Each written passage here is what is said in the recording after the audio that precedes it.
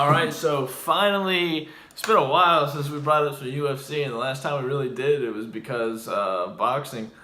There's been a few good events that have happened. You had the fight. Well, obviously, Mighty Mouse beating the record, I believe, breaking the record. Yeah. And then is it Kevin Lee against Tony Ferguson. Yes, Tony Ferguson, and that fight was an awesome fight. But really, aside from that, it's been real quiet from the UFC since that boxing match. Yeah. So now we have a star. Well, I mean, you could say star-studded, but you have 3 belts on the line at UFC 217 in New York. So we're gonna give you a breakdown and our picks of it. And the first one welcomes back Mr. George St. Pierre, which I think is awesome. I'll be glad to see him back out there again. But so Bisping versus GSP, who you got?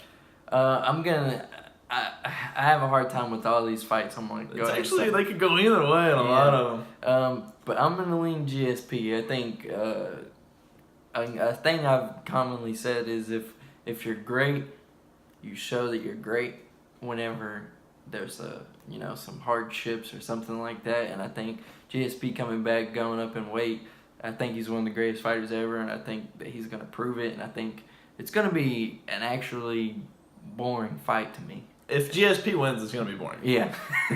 But, I mean, if I'll be excited to see him back, though. Yeah, that would be the only thing that kind of saves it is my thrill of seeing him back in there, at my edge of the seat type of thing, and just wanting to see him. It's cool. I mean, it's a legend. Yeah. So no matter what happens in this fight, the man's a legend. Top 3, top 5 greatest fighters. Yeah, I mean, there's been a few. Yeah, I mean, definitely top 5. Yeah, for sure.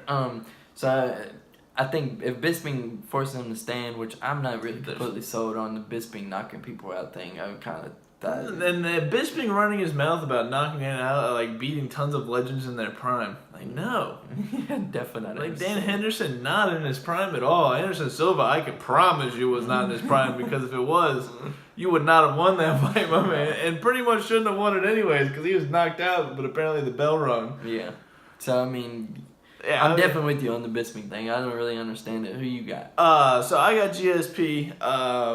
The thing that worries me is you never know after a fighter comes back. Yeah. I mean, well, a fighter of his age at least coming back. I mean, the only thing I could really compare it to would be BJ Penn, which hasn't gone well the 2 times he's done it. But with BJ Penn, before he retired, he actually lost a couple fights, and you could tell he was losing a step. Like, yeah. GSP, you could argue he actually did lose his last fight, but he ended up getting the judges thing, and I mean, he just never lost. I mean, he's on a 12, I think actually like 15 fight winning streak or something like that. It might be just 12, but so I mean, it worries me if he's slow or gets tired at all, because back in his prime, he was never getting tired at all. He could ground and pound for probably 10 rounds and be fine. So if he gets tired at all, I think that could definitely open up the win for Bisping. The one thing Bisping has is he's really hard to take down too.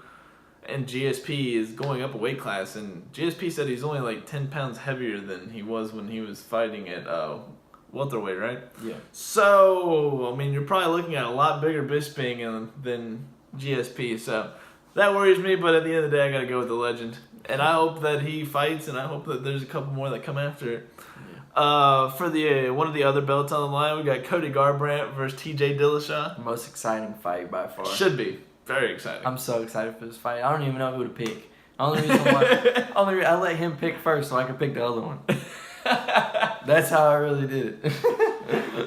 Yeah, I mean, for me, I had to go with Cody Garbrandt. If he brings it like he did against Dominic Cruz, I don't see many people that can honestly beat him. He has power, and in that fight, he showed elusiveness that I didn't know that he had. He basically out-Dominic Cruz, Yep. which is hard to say because Dominic Cruz is crazy with his movements and everything.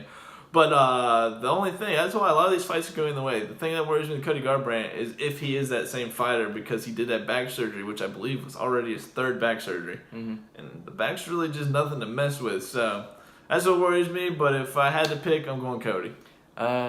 I do not blame you one bit. And I think either one of these can happen. And really, I'm literally just flipping a coin.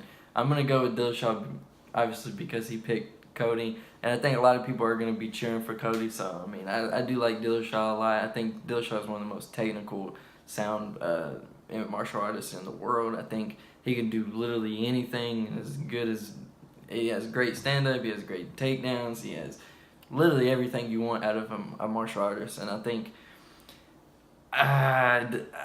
it's just so difficult. The reason It should be a fun fight. I can't wait. I would assume that he takes Cody down. And if he doesn't, I assume he does a little, I think he's a lot better at dodging punches than Cruz is at this time, because you remember Cruz did their fight, Dillashaw and Cruz's fight was really close, and a lot of people thought Dillashaw won. Yeah, he could have. So I mean, you kind of got to take that. It wasn't the same Cruz as Dillashaw's 5 years ago. Dillashaw's a beast. Yeah. So I mean, that's the only reason why I'm going with. But Cody has amazing power and amazing speed, and honestly, it wouldn't surprise me if he clips him in the first 2 minutes. Oh no, but that's what makes that fight exciting. I mean, Yeah. Dillashaw's got some power too. Honestly, if 2 of these fights go out the window and someone doesn't make weight, as long as I got this fight, I'm watching it. I think everything should be good. It looks good.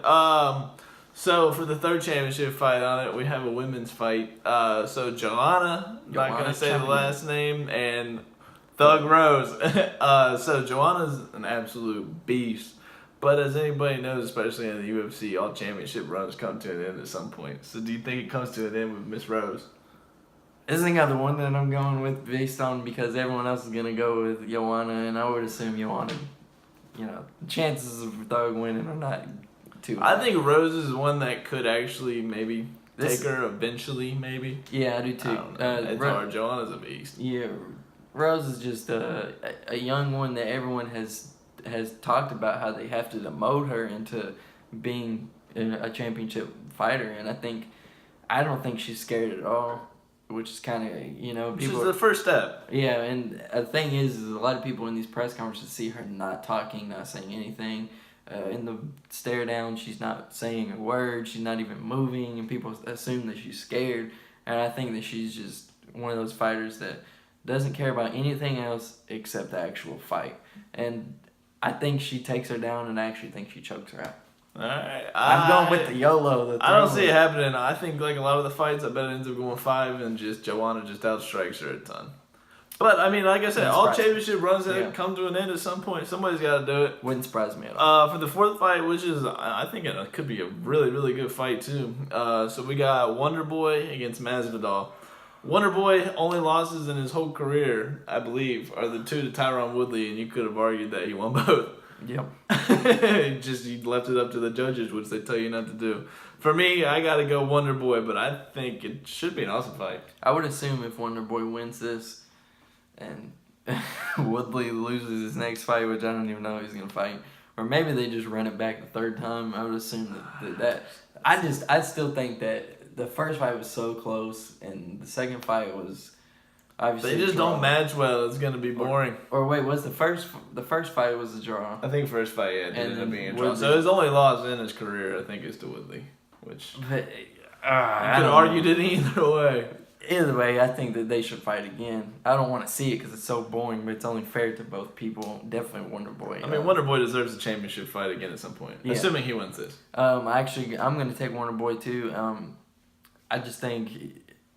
I think he's got to be a little bit more motivated than Jorge Masvidal because of he. I'm sure he believes that he's the champion. I'm sure that he believes. I mean, Wonder Boy. I mean, the same thing that Woodley needs to do, but Wonder Boy needs to go out there and make something crazy happen. Yeah, that's another thing. He needs to go out there and make the statement that he is the champion and that he should have that fight again. Yep. And I think he does that. I think this fight ends quick, either one way or another.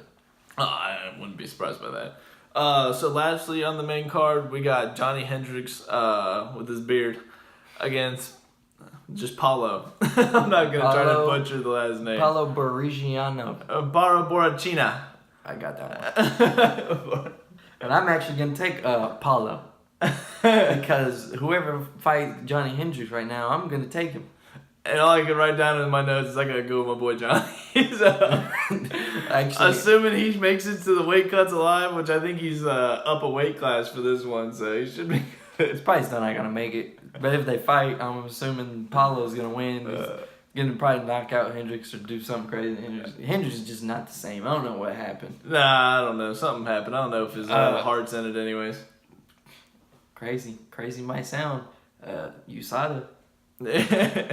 I'm not trying to push that on. I mean, no, I think it's happened to a lot of fighters. I mean, USADA's tore people up, aka John Jones.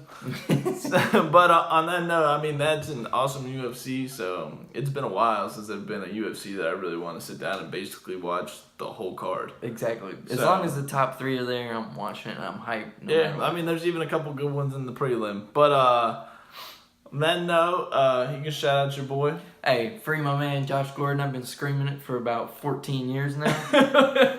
He's free now as long as he doesn't mess up. You know, he's got the John Jones effect. I don't know really know what's going through his head John sometimes. Jones effect. I think actually John Jones is worse at it because it's still John Jones sometimes doesn't even admit that he's wrong. We don't need to go there again. But Josh Gordon, he didn't even do that. Yeah, I mean, I'm free Josh Gordon. He looks like a beast, too. I feel for him. I mean, he did have a problem. Hopefully he's corrected that problem and continue to have a good NFL career. He's still a young guy. And, you still... The last 4 games of the season, he's gonna prove something. Someone's gonna end up... I wish McCarron was throwing the ball to him. Yeah, that's the other thing. And shout out the Houston Astros. Props for them winning that series and winning for the city of Houston. I find that awesome. I like the young Astros. I do too. And Carlos Correa taking 2 dubs last night. Oh, I know. Pulling it out. Apparently, he may have had the ring in his back pocket the whole game like a boss. Oh, my God. What a G. What a G. My favorite player on the team, too. I know. Carlos Correa is a boss. And he's going to get paid whenever that contract's up. But shout out to our moms. Shout out to anybody that listens. All 40. Thanks, guys.